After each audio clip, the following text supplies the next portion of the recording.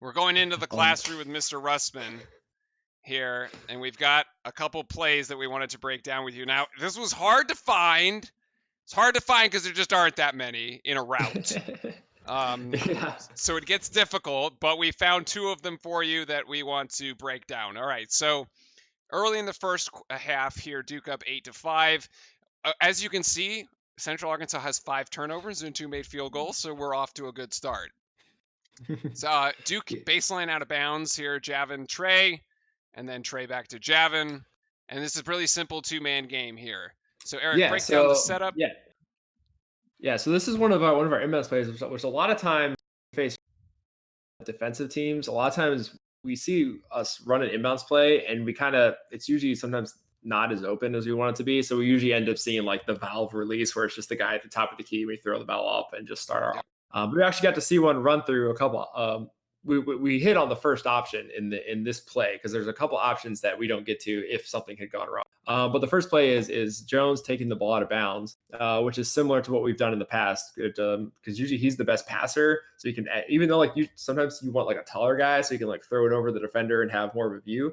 But he's actually one of the best passers, so they usually take him at that. And also inbounding to the big guy immediately creates a situation where they have to guard Javin because he's basically in the short corner, and also immediately functions as a screen when Jones comes in. So he's able to do this handoff and create space between the two defenders there who are kind of blocked by Jav and protecting the paint. So he starts off with this great curl that just creates a lot of space. And right then you're like, well, he's already in scoring position, and we know he can hit the mid-range jumper. And he makes the whole defense just turn their heads and have to collapse on him. And Jav is smart, and part of the play is like, if there's options like, hey, give the ball to Trey. He comes around. First option is Trey has a shot, right? Second option in this play is look for Jav. Jav knows to cut to the open space. And what you see is when these defenders commit, look where the other 3 Duke players are.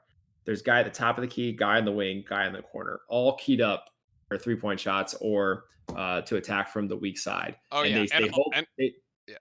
Look where the eyes are. Yep. They're all just staring at Jones. And if you look at it, the potential for the passing lane is all there. And they know to hold their position. So even this is a great play because it's a tight attack from point guard. It attacks the paint right away, and it's going to make a whole defense collapse. And you have 3 safety valves for shots right away. I mean, this is a great play. There's so many options, and it's an initial simple start to execute. Yep. So I think you can even see they have their hands up. Those guys are waiting for 3-point shots for any lane that he might have, and it's your top point guard has 3 potential lanes that he could have.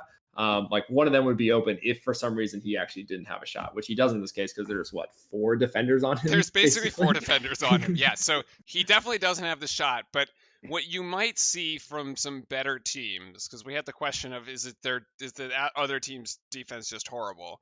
I would guess that you're going to see more gap discipline about these guys being out on their respective people, and you're basically going to say, I'm going to force Trey Jones to take a mid-range shot, and I'm going to live with that because it's a low percentage shot, rather than have him kick it out to a 3-point shooter. Yeah, definitely the guy who's currently in the defensive semicircle there. He wouldn't in the middle paint. He'd be a lot closer to like a step or 2 over, and definitely like forward a little bit to at least like be in the passing lane, because you don't have to be right on your man because the ball takes time to travel there. You need enough time to like when the ball's traveling to close out. So by the time the ball gets there, you have a hand up in his face. But yeah, so they definitely bit real hard on this. But it was also a great part of our guys to stay in their spot, hold, like spread out that floor. And Jav also just makes, a great cut. So great cut, great play. And yeah, I mean, it's a 3-point shot if he decides to pass it up. Yep. All right, next play here. We have Goldwire running the point now. This is in the second, so Trey Jones, as it says, he's out under some concussion protocol. He should be fine, so no worries there.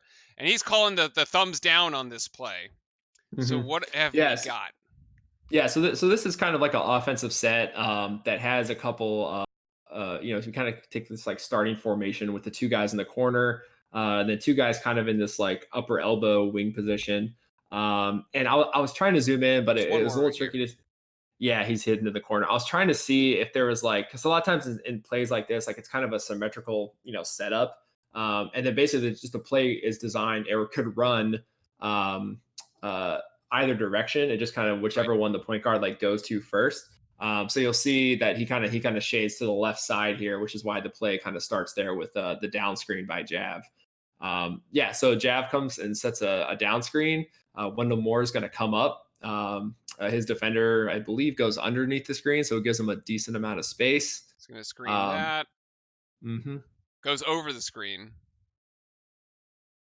Yeah. So Yep, Wendell Moore yeah. So catches that so Wendell clean. comes in, and right here you also notice that there was rotation happening on the backside between our players because there's no point in who was that? Was that Jack that was up there at the elbow? There's no point Jack in him and staying there. Joey.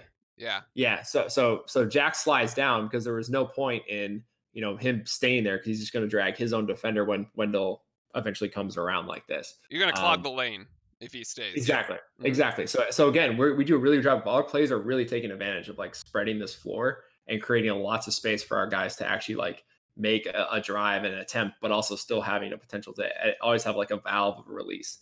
Um, yeah, and in every step of the way, our guys on perimeter, I've been trying to like watch off the ball stuff a lot, and we're always doing a great job of when guys are driving, like our guys are like not just staying stationary and watching, like they're floating to the open space. Because even Jack White, like as the more he drove, he started floating up the 3 point line just in case he needed to make a pass because like he's watching his own defender kind of you know decide to go in to help out on defense, but it's kind of shoving that lane a little bit, so he Hmm. slides up a little bit just in case Wendell Moore has to kick it out. So I mean, and it's a great attack by Wendell Moore, and I think it's what like Coach K was alluding to with he has the ability to drive and score like that. So and Jab does a great job of even after setting the screen and kind of rolling. He's crashing the boards and stuff. So Yeah, yeah, and I I think mean this pass is open, and if he really wanted to, he could probably alley oop it to Javin, who's just going to go up with this yeah, as another option, because again, you've got one, two, three eyes, four eyes, and this guy's not a chance, right? So like, there's no way here that um these people know what's actually going on with Javin.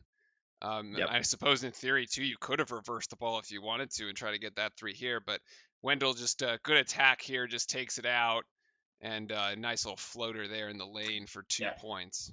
Yeah, but at the end of the day, both these plays are great examples of us having guys like get into kind of like that upper half of the paint area, which makes defenses like, oh crap, like this guy's about to score. But also, we have other options. Guys are spread out and paying attention. It's not kind of like sometimes when like Zion or RJ Barrett would drive, and everyone's just kind of like, well, they're going to clearly go up with it, so we should probably just go crash and help rebound, Right. or just kind of stand back and watch.